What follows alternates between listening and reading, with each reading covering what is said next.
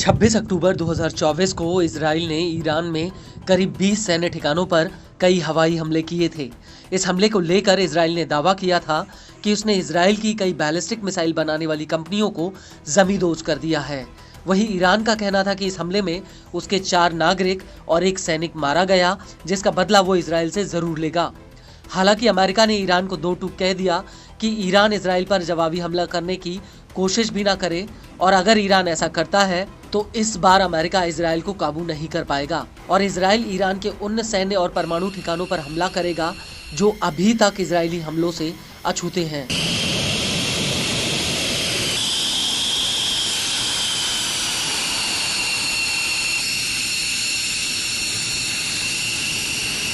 लेकिन अब अमेरिकी अखबार द वॉल स्ट्रीट जर्नल ने अपनी एक रिपोर्ट में खुलासा किया कि ईरान इजराइल पर एक बड़े हमले की तैयारी कर रहा है और ईरान इस बार इजराइल पर और भी ज्यादा ताकतवर हथियारों से हमला कर सकता है, जिनका इस्तेमाल उसने पिछले हमलों में नहीं किया।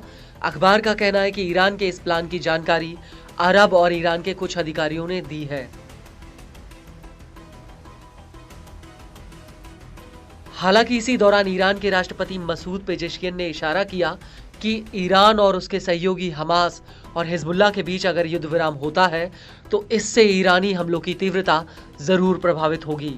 भले ही इजराइल और हमास और हिजबुल्लाह के बीच युद्ध विराम पर समझौता हो जाए, लेकिन ईरान इजराइल पर जवाबी हमला जरूर करेगा।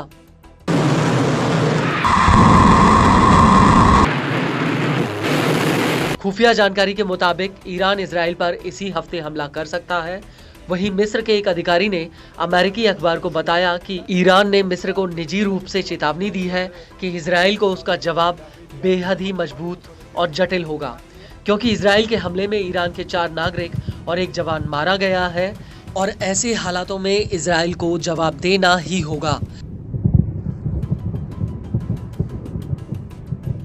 रिपोर्ट के मुताबिक इस हमले में ईरान की सेना सीधे तौर पर हिस्सा लेगी, जो 13, 14 अप्रैल और 1 अक्टूबर को हुए हमले से अलग होगा।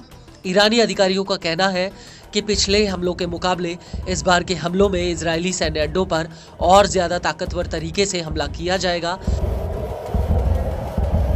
लेकिन ईरान की सरकारी न्यूज एजेंसी IRNA ने राष्ट्रपति मसूद पेजेश्कियन के हवाले से कहा कि अगर इजराइल अपने व्यवहार पर पुनर्विचार करे, युद्ध विराम स्वीकार कर ले और इलाके में उत्पीड़ित बेगुनाहों का नरसंहार बंद कर दे, तो इससे हमारे हमलों की तीव्रता और प्रकार पर असर पड़ सकता है।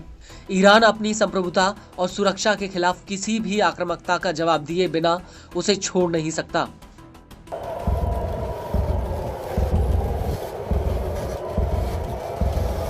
वहीं दूसरी तरफ 2 नवंबर 2024 को ईरान के सुप्रीम लीडर अयातुल्लाह खामनेई ने ईरानी छात्रों को संबोधित करते हुए एक बड़ा बयान दिया। दुश्मनान चे रژیم صهیونیستی चे ایالات متحده آمریکا در مقابل اونچه که نسبت به ایران و ملت ایران و نسبت به جبهه مقاومت انجام میدن قطعاً پاسخ دندان شکنی رو دریافت خواهند کرد.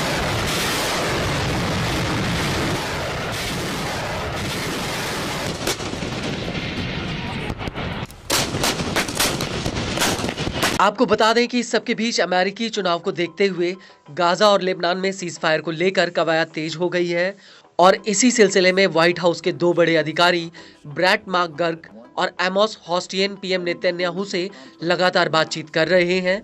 अमेरिका ने इजराइल के सामने लेबनान में 60 दिनों के युद्ध विराम का प्रस्ताव रखा है। इसके अलावा मध्यस्थों द्वारा बंधकों की रिहाई के प्रस्ताव का भी आकलन किया जा रहा है।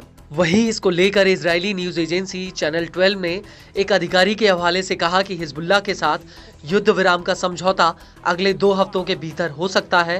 वहीं इजराइल की सरकारी न्यूज एजेंसी कान का कहना है कि इजराइल एक ऐसा समझौता चाहता है जो संयुक्त राष्ट्र सुरक्षा परिषद के प्रस्ताव 1701 को लागू करे, जिसके तहत हिजबुल्लाह को लितानी नदी के दक्षिण में मौजूदगी बनाने से रोका गया है और इजराइल भी इसी बात की गारंटी चाहता है कि हिजबुल्लाह लितानी नदी के आसपास से बिल्कुल दूर चला जाए।